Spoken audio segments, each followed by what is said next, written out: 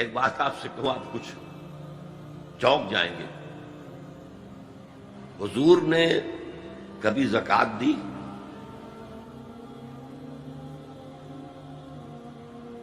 کبھی نصاب کے بقدر پیسہ آپ کے پاس جمع ہوا کہ آپ پر زکوٰۃ واجب ہوتی؟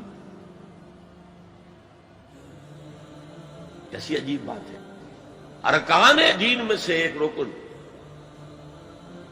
سرے سے غائب. کبھی آپ نے مال رکھا ہی نہیں. حضور کا اسوہ ہم جانتے ہیں، مسواک کر لی ہے، پانچے جو ہے ٹخنے سے اوپر کر لیے ہیں، یہ اسوہ ہے. ہاں ہے، یہ بھی ہے، ٹھیک ہے، سنت ہے. اسوہ تو یہ ہے. اور صرف آپ کا نہیں، جنہیں ہم کہتے ہیں فقراء صحابہ، ابو ہریرہ، ابو ذر، سلمان فارسی، علی رضی اللہ تعالی عنہ اجمعین، یہ فقراء صحابہ میں سے تھے. کبھی کچھ نہیں رکھا اپنے پاس. میں نے بتایا تھا آپ کو شاید کہ حضرت علی کی جب شادی ہو رہی تھی حضرت فاطمہ سے، کوئی مکان تھا ہی نہیں، کہاں لے کے جائیں. ایک انصاری نے ایک حجرہ دیا ہے اپنے مکان کا، اس میں حضرت فاطمہ ودا ہو کر گئی. He didn't have any home. ابو ذر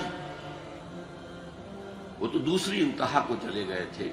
قانون یہی ہے، حلال سے کماؤ، اگر ایک حد سے آگے بڑھ جائے تو زکوٰۃ دے دو، باقی تمہارے اختیار میں ہے. دینا چاہو دو، نہ دینا چاہو رکھو اپنے پاس. قانون اس سے زیادہ آپ کو پابند نہیں کرے گا. کبھی بھی آپ نے جبر نہیں کیا، ایمرجنسی میں بھی جبر نہیں کیا. ایک واقعہ آتا ہے کہ حضور کو کئی وقت کا فاقہ تھا. تھوڑی دیر کے بعد حضرت ابو بکر آئے. آپ نے چہرے سے پہچان لیا کہ فاقے سے. پھر حضرت عمر آئے، پہچان لیا کہ فاقے سے. شاید حضور خود اپنے لیے نہ اٹھتے نہ جاتے، اپنے دونوں ساتھیوں کو لے کر ایک انصاری کے باغ میں پہنچ گئے. انصاری کی عید ہو گئی. فوراً لا کر اس نے کچھ کھجوریں، کچھ انگوروں کے گوشے رکھے. اس کے بعد وہ دوڑا چھری لے کر کسی جانور کو ذبح کرنے کے لیے. یہ ساری تفصیلیں میں کیا بتا رہا ہوں. مال یہ نہیں تھا کہ مدینے میں سبھی فاقے سے تھے، موجود تھے جن کے پاس مال تھا، لیکن جبرن آپ نے کسی سے کچھ نہیں لیا. جب وہ چھری لے کر چلا، فرمایا دیکھنا کسی دودھ والے جانور کو نہ ذبح کرنا. بہرحال کچھ دیر کے بعد وہ گوشت پکا کر لایا، روٹیاں رکھی. اس کے بعد حضور نے ایک روٹی پر چند بوٹیاں رکھ کر کہا یہ عائشہ کو دے آؤ، اسے بھی کئی وقت کا فاقہ ہے. اور پھر حضرت عمر کی طرف رخ کر کے کہا عمر یہ ہیں وہ نعمتیں جس کا حساب دینا پڑے گا اللہ کے. وَأَمَّا بِنِعْمَةِ رَبِّكَ فَحَدِّثْ، اور یہ جو فرمایا گیا الہاکم التکاثر میں نعمتوں کا حساب لیا جائے. وَلَتُسْأَلُنَّ يَوْمَئِذٍ عَنِ النَّعِيمِ، فرمایا یہ نعمتیں. یہ ہے اصل میں انفاق کا معاملہ. آپ کے اس پر چھوڑ دیا گیا ہے. جتنا بھی آپ میں جذبہ ہے، جتنا بھی آخرت کا یقین ہے، اتنا ہی آپ پسند کریں گے کہ آخرت کے بینک میں جمع کرائیں، یہاں کے بینکوں میں کیوں جمع کرائیں. یہاں کتنا دے دیں گے آپ کو؟ 10%، 20%. وہاں 700% ملتا ہے. 700% نہیں، 7,000، 700 گنا. Why to keep it in these banks؟ حضرت مسیح کا جو پہاڑی کا واس بہت مشہور ہے، سرمن آف دا ماؤنٹ، بڑے پیارے الفاظ ہیں. میں آپ سے اپنا تاثر عرض کیے بغیر نہیں رہ سکتا. جہاں تک مواعظ کا تعلق ہے، جو حضرت مسیح کے مواعظ آئے ہیں ان سے اونچے واعظ کوئی ممکن نہیں.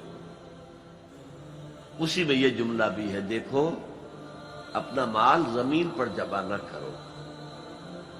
جہاں چوری بھی ہوتی ہے ڈاکہ بھی پڑتا ہے، کیڑا بھی خراب کرتا ہے. آسمان پر جمع کرو جہاں نہ چوری کا اندیشہ نہ ڈاکے کا خوف، نہ کیڑا خراب کر سکے۔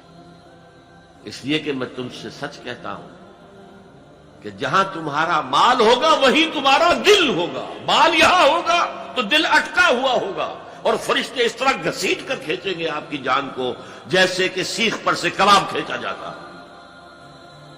اور اگر دل وہاں لگا ہوا ہے جس کے لاکھوں کروڑوں ڈالر سوئس بینکس میں جمع ہے، اسے کہا جائے نکل جاؤ پاکستان سے، اسے کوئی تکلیف ہوگی؟ نکل جاؤ فلاں ملک سے، ملک بدل کرتے تم، کیا تکلیف؟ میرے بینک کے اندر پیسے ہیں۔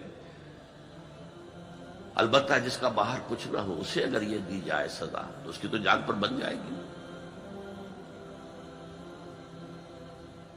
تو یہ ہے انفاق کا معاملہ۔ اس میں یہ دو جو ہے، ایک قانونی سطح ہے، قانونی سطح یہ کہ حلال ذریعہ حرام نہ ہو، سود نہ ہو، جوا نہ ہو، فحاشی کو ذریعہ نہ بنایا جائے، منشیات کو ذریعہ نہ بنایا جائے کمائی کا، اور جو بھی آپ کے پاس ہے آپ نصاب کی سطح کے اوپر آ گئے تو 2.5% زکوٰۃ دے دو۔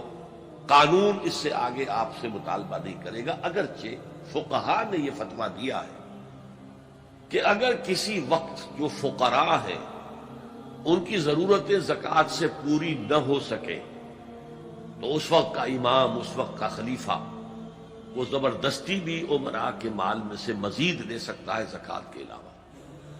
لیکن کمال یہ ہے محمد رسول اللہ صلی اللہ علیہ وسلم کا کہ نہایت جان رسل تحریک جو تھی، انقلابی تحریک، اس میں بھی کبھی آپ نے جبر سے